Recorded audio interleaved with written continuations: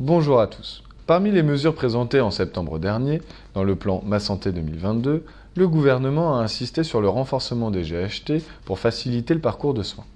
Le pôle interétablissement est l'une des solutions pour répondre à cet enjeu.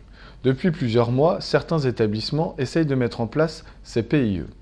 Caroline Lenné, avocat associé responsable du département fonction publique du cabinet Oudart et Associés, est parmi nous pour répondre à ces questions. Bonjour Caroline. Bonjour Alexandre. Je vais te poser une première question. Qu'est-ce qu'un pôle interétablissement ? Alors, un pôle interétablissement est né avec la loi de modernisation de notre système de santé, la loi de 2016, et donc avec l'instauration des groupements hospitaliers de territoire. Alors, si les établissements connaissent bien les pôles d'activité dans leur établissement, parce que sauf dérogation, ces pôles d'activité sont obligatoires, en revanche, ils appréhendent moins bien les pôles interétablissements. Alors, avec l'instauration du groupement hospitalier de territoire, les établissements parties et la communauté médicale de ces établissements ont dû mettre en place une stratégie médicale commune qui s'est incarnée dans un projet médical partagé.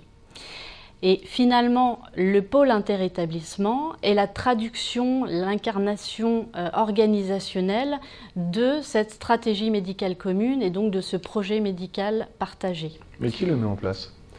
Alors, si tu me permets, avant de répondre à cette question, je voudrais développer sur finalement ce qu'est vraiment le pôle interétablissement et la gouvernance qu'il implique.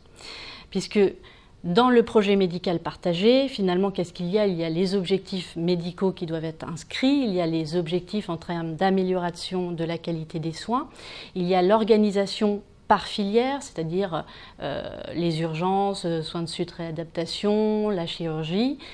Et dans le cadre de ces filières de soins, il y a justement l'organisation médicale sur le territoire et donc les équipes médicales communes qui devront exercer leur activité et prendre en charge les patients.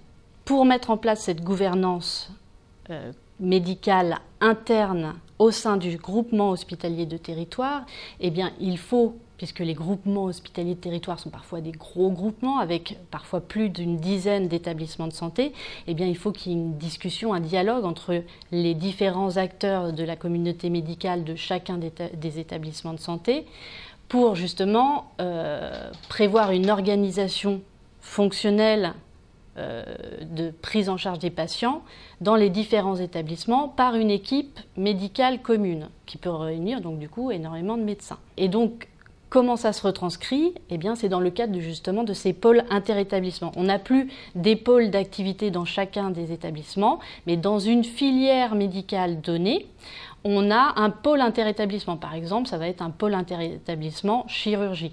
Et là, l'ensemble de la communauté médicale et des chirurgiens vont bâtir en fait une organisation fonctionnelle entre eux, c'est-à-dire qu'il va y avoir un projet de pôle interétablissement qui sera basé en fait sur un contrat de pôle qui prévoira justement pour un chef de pôle interétablissement des délégations de compétences, notamment pour gérer le personnel, les affectations ou au contraire avoir des enveloppes financières à disposition pour le recrutement, également les enjeux de formation de ces personnels. Voilà. Donc finalement, on n'aura plus des pôles d'activité séparés qui ont chacun leur stratégie médicale qui n'est pas forcément exactement la même.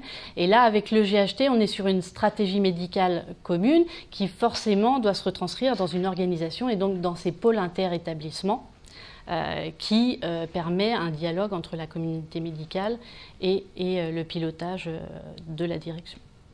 Mais du coup, qui met en place ces pôles interétablissements ? C'est vrai que la loi est très claire, c'est l'établissement support qui a cette compétence pour mettre en place le pôle interétablissement. Le décret paraît contradictoire parce qu'il prévoit que ce sont les établissements parties qui créent ce pôle interétablissement. Bon, on sait très bien que la hiérarchie des normes fait que la loi est supérieure au décret, donc il n'y a pas de débat là-dessus. C'est bien l'établissement support qui met en place le pôle interétablissement, mais bien sûr, il ne le fait pas tout seul, hein. Et bien souvent, il ne le veut pas. Il faut que, il y ait une concertation avec l'ensemble des établissements parties pour mettre en place ce pôle interétablissement. Et du coup, est-ce que le pôle interétablissement a une personnalité morale ?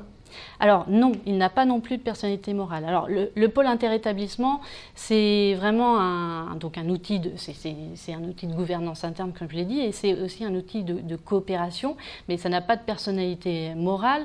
Ça vise à faciliter le fonctionnement interne au GHT et donc entre les établissements partis au GHT.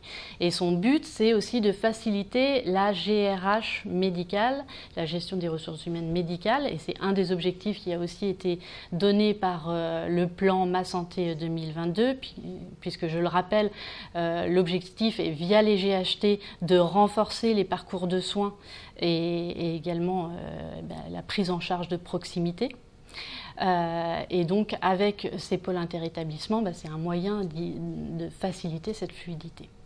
Alors, moi, du coup, je vais avoir une dernière question. Quel est le rôle du responsable de pôle interétablissement? C'est vrai qu'on a parlé de responsable, et puis finalement, c'est un chef de pôle interétablissement. Le rôle, c'est justement d'avoir une autorité fonctionnelle.